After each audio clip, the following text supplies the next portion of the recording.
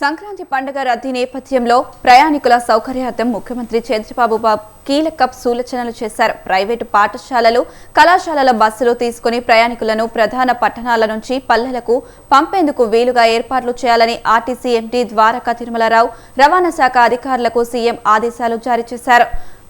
Fitness ఉన్న బస్సులను ఎంపిక చేసి వాటి ద్వారా ప్రజలను సురక్షితంగా గమ్యస్థానాలకు పంపే ఏర్పాట్లు చేయాలని సూచించారు. రద్దీ తీవ్రంగా ఉన్న మార్గాల్లో ఈ తరహా ఏర్పాట్లతో ప్రజలకు కొంతమేర ఇబ్బందులు లేకుండా ఉంటుందని తెలిపారు.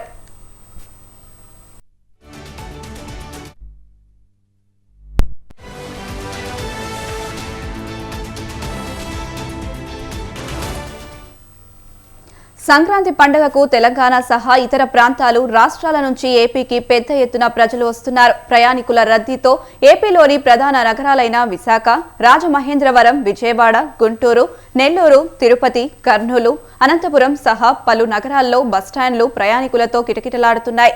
నగరాలు, పట్టణాల నుంచి సొంత గ్రామాలకు వెళ్లేందుకు వస్తున్న లక్షలాది మంది ప్రయాణికులకు ఆర్టీసీ బస్సులు సరిపోవడం లేదు.